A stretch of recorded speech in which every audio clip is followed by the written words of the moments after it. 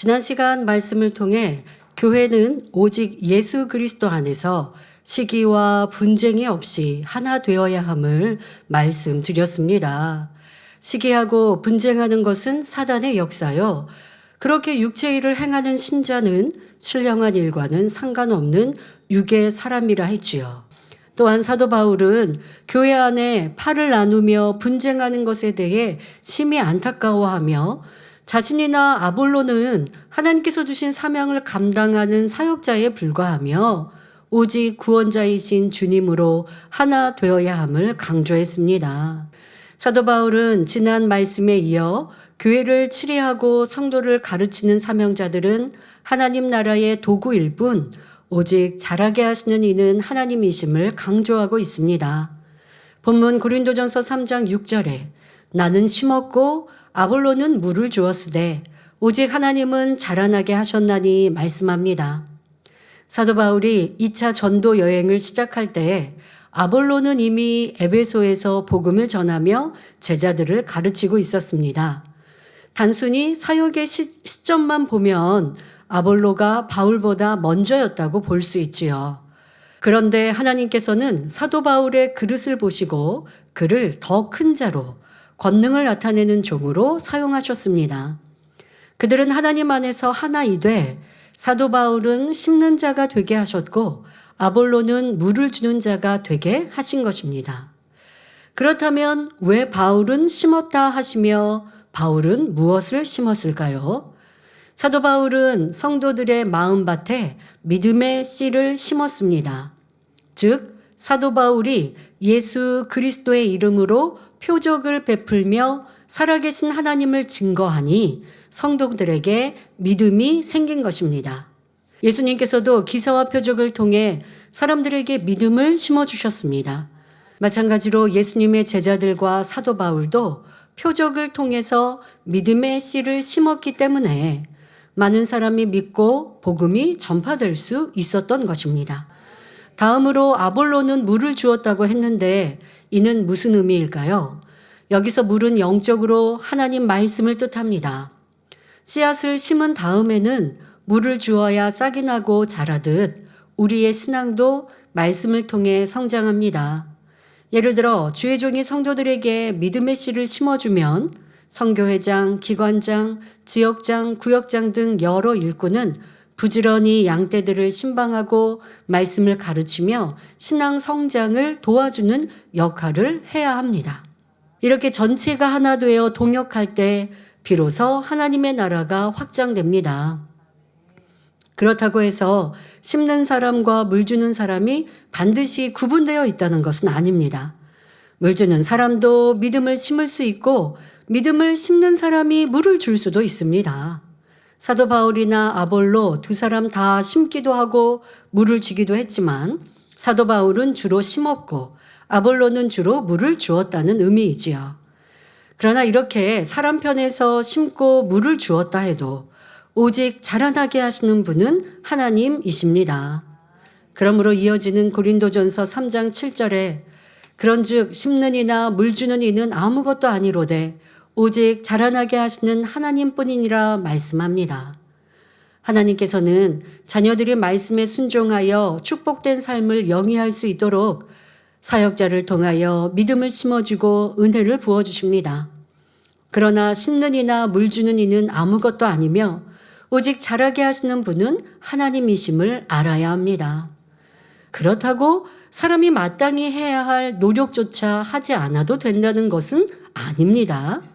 사람이 해야 할 일을 하지 않는다면 이는 씨를 뿌리지도 않은 것이므로 처음부터 하나님의 도움을 바랄 수도 없습니다. 그런데 사람이 아무리 노력한다 해도 하나님께 맡기기보다 사람 편에서만 행해 나간다면 노력한 것에 비해 열매가 적습니다. 우리가 선결되는 것도 영혼을 전도하는 것도 사명을 감당하여 열매를 내는 것도 그 밖의 모든 일들도 결국 이루시는 분은 하나님이십니다. 그러므로 무엇이든지 나 자신이 이룬다고 생각하는 것이 아니라 오직 은혜와 능력을 주셔서 이루게 하신 하나님께 모든 영광을 돌릴 수 있어야 하겠습니다. 이어지는 본문 고린도전서 3장 8절에 심는 이와 물 주는 이가 일반이나 각각 자기의 일하는 대로 상을 받으리라 하셨습니다. 여기서 심는 이와 물 주는 이가 일반이라 한 것은 곧 심는 이와 물 주는 이는 하나님의 일을 이루는 동역자로서 하나라는 의미입니다. 둘의 역할은 다르지만 누가 더 크거나 작다 할 것이 없고 서로 동등하다는 것입니다. 씨앗을 심는 이가 바로 심지 못하면 아무리 물을 잘 주어도 소용이 없습니다. 반대로 씨앗을 심고도 물을 제때 주지 않으면 싹을 틔우지 못하고 뿌리를 내리지 못하지요. 올바로 심고 적당히 물을 줄 때 잘 자라서 아름답고 실한 열매를 맺을 수 있습니다. 하나님께서는 각자가 일한 대로 상을 주십니다. 사람마다 그릇이 달라 권능을 나타내는 사람이 있는가 하면 전도나 신방, 찬양, 봉사를 잘하는 사람도 있습니다. 그래서 베드로전서 4장 10절에는 각각 은사를 받은 대로 하나님의 각양 은혜를 맡은 선한 청지기 같이 서로 봉사하라 말씀하지요.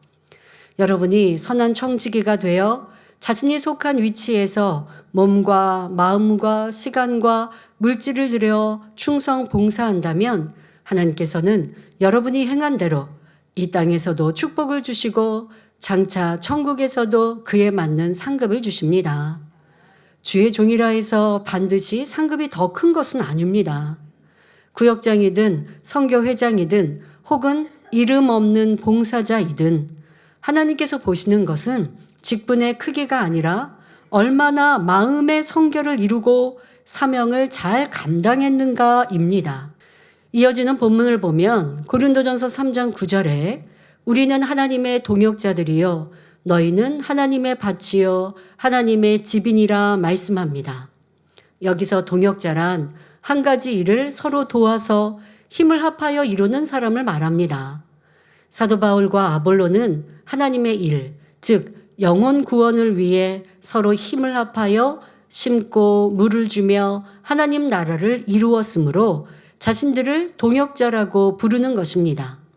그리고 너희는 하나님의 밭이라 말씀했습니다. 밭이란 영적으로 사람의 마음을 뜻합니다. 마태복음 13장을 보면 예수님께서는 마음밭을 옥토밭, 가시떨기밭, 돌밭, 길가밭으로 나누어 말씀하셨습니다. 그런데 여기서는 그러니까 우리의 마음은 우리의 것이요 우리의 밭이잖아요. 그런데 지금은 하나님 밭이라 말씀하셨는데 그 이유는 무엇일까요? 이는 하나님의 자녀들 마음 안에는 하나님을 믿는 믿음이 심겨 있기 때문입니다. 우리 마음은 원수마귀의 밭이 아니라 하나님께 속한 밭이므로 오직 진리로 마음밭을 잘 가꾸어 옥토로 만들어야 합니다. 또 너희는 하나님의 집이라고 말씀했는데 그 이유는 무엇일까요? 이는 하나님의 자녀들의 마음 안에 성령께서 내주하고 계시기 때문입니다. 그래서 고린도전서 3장 16절을 보면 너희가 하나님의 성전인 것과 하나님의 성령이 너희 안에 거하시는 것을 알지 못하느냐 말씀하지요. 결국 여기서 사도 바울이 고린도 교회 성도들에게 말하고자 하는 핵심은 이것입니다. 형제자매 여러분, 바울과 아볼로는 하나님의 동역자요, 여러분은 하나님의 밭이요, 하나님의 성전입니다. 그러니 우리는 마땅히 신령한 사람이 되어야 하며 결코 시기나 분쟁을 일으키는 육신에 속한 사람이 되어서는 안 됩니다. 이렇게 말씀하는 것입니다. 이어지는 본문 고린도전서 3장 10절에 내게 주신 하나님의 은혜를 따라 내가 지혜로운 건축자와 같이 터를 닦아두매 다른 이가 그 위에 세우나 그러나 각각 어떻게 그 위에 세우기를 조심할지니라 말씀합니다. 즉 나는 하나님의 은혜로 지혜로운 건축가처럼 기초를 놓았고 다른 사람들이 이 기초 위에 건물을 세우고 있습니다. 그러나 각 사람은 어떻게 건물을 세워야 할지 주의해야 합니다. 이렇게 말하는 것입니다. 이 말씀에는 세 가지 영적인 뜻이 담겨 있는데 이러한 말씀을 삼겹줄의 말씀이라 합니다. 먼저 첫 번째 의미는 이 말씀을 기록한 사도 바울에게만 해당되고, 두 번째, 세 번째 의미는 우리에게 해당되는 내용입니다. 먼저 3겹줄 중에 1겹줄의 의미, 즉 사도 바울에게 해당되는 의미부터 살펴보겠습니다. 사도 바울은 첫 마디에서 내게 주신 은혜를 따라 라고 고백하므로 하나님께서 자신에게 베풀어 주신 특별한 은혜가 있음을 밝히고 있습니다. 성도 여러분, 사도 바울이 받은 은혜가 얼마나 큰지 생각해 보시기 바랍니다. 예수님을 만나기 전 그는 철저한 유대교도로서 예수 믿는 사람들을 극심하게 핍박하였습니다. 그럼에도 주님은 그를 친히 만나주시고 이방인의 사도로 세워주셨습니다. 그 후 사도 바울은 주님을 깊이 사랑하게 되었습니다. 하나님 뜻을 쫓아 기도하며 수많은 권능을 나타냈으며 심지어 그의 몸에서 손수건이나 앞치마를 가져다가 병든 사람에게 얹으면 그 병이 떠나고 악귀가 나가는 희한한 능까지 나타났습니다. 그런데 그 당시에는 교회가 별로 없었기 때문에 사도 바울은 안디옥 교회에서 선교사로 파송되어 고린도와 갈라디아 지역 등 여러 곳에 복음을 전하며 교회를 개척했지요. 그리고 개척한 교회가 흔들리지 않도록 장로들을 세워 맡겼고, 때로는 디모데나 디도와 같은 신실한 동역자들을 남겨 교회를 돌아보게 했습니다. 이때 교회를 맡게 될 사람들에게 말하기를, 내게 주신 하나님의 은혜를 따라 내가 지혜로운 건축자와 같이 터를 닦아두매 다른 이가 그 위에 세우나 그러나 각각 어떻게 그 위에 세우기를 조심할지니라 말했던 것입니다. 즉 내가 지혜로운 건축자와 같이 하나님 은혜로 예수 그리스도를 증거하며 교회의 기초를 잘 닦아두었으니 그 후임자 역시 내가 가르친 참 진리인 예수 그리스도의 복음을 올바로 증거하고 가르쳐 나가야 할 것이다 라는 깨우침입니다. 이것이 바로 사도 바울에게 해당되는, 즉 그 당시 상황을 말하는 일겹줄의 의미입니다. 자, 이제 오늘날 우리에게 적용되는 두 가지 의미를 설명할 텐데요. 이것이 우리에게 더욱 중요한 의미이지요. 자, 오늘날 우리에게 해당되는 첫 번째 뜻은 무엇일까요? 바로 하나님의 자녀들은 저마다 마음의 성전을 잘 세워야 한다는 말씀입니다. 앞서 말씀드린 대로 구원받은 우리 마음 안에는 삼위일체 하나님의 한 분이신 성령이 계시기 때문에 우리 자신이 곧 성전입니다. 그러면 우리는 마음의 성전을 어떻게 건축해 나가야 할까요? 우리는 성령의 도우심을 받아 악은 모양이라도 버리라, 거룩하라 하시는 진리의 말씀에 순종하여 죄와 싸워 버리기 시작하게 되었습니다. 이렇게 하나하나 진리로 무장하여 행하는 만큼 우리 마음이 진리로 변화됩니다. 점점 진리로 생각하게 되고 뜻과 계획도 진리 속에서 세우게 되지요. 이렇게 마귀의 건축물을 헐어버리고 이제는 자신을 하나님 성전으로 건축해 가는 것입니다. 거룩한 성전이 되었으니 모든 시험 환난이 물러가고 온전히 하나님의 보호 안에 사는 것입니다. 이것이 바로 3겹줄의 의미 중 2겹줄에 해당하는 의미입니다. 자, 다음으로 우리에게 해당되는 두 번째 뜻은 무엇일까요? 이는 3겹줄 중 세 번째에 해당하며 교회 전체를 두고 하시는 말씀입니다. 각 교회마다 담임 목자는 단에서 하나님의 말씀을 가리킵니다. 그리고 성도들은 그 말씀을 먹고 영적으로 자라가는데 성도 한 사람 한 사람이 너무나 중요한 역할을 합니다. 어떤 이는 성전의 기둥 같은 역할을 하고 어떤 이는 벽돌 역할을, 어떤 이는 건물을 아름답게 칠하는 페인터와 같은 역할을 합니다. 작은 나사못 하나라도 제자리를 지켜야 건물이 튼튼히 세워지듯이 교회 안에서도 중요하지 않은 성도는 한 사람도 없습니다. 그러므로 에베소서 2장 21절 22절에 그의 안에서 건물마다 서로 연결하여 주 안에서 성전이 되어가고 너희도 성령 안에서 하나님의 거하실 처소가 되기 위하여 예수 안에서 함께 지어져 가느니라 말씀합니다.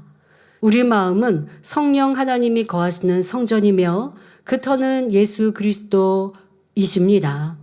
그러므로 우리 모두가 지혜로운 건축자가 되어 예수 그리스도 터 위에 거룩한 성전을 세워 아버지 하나님께 영광 돌리는 교회가 되기를 주님의 이름으로 축원합니다.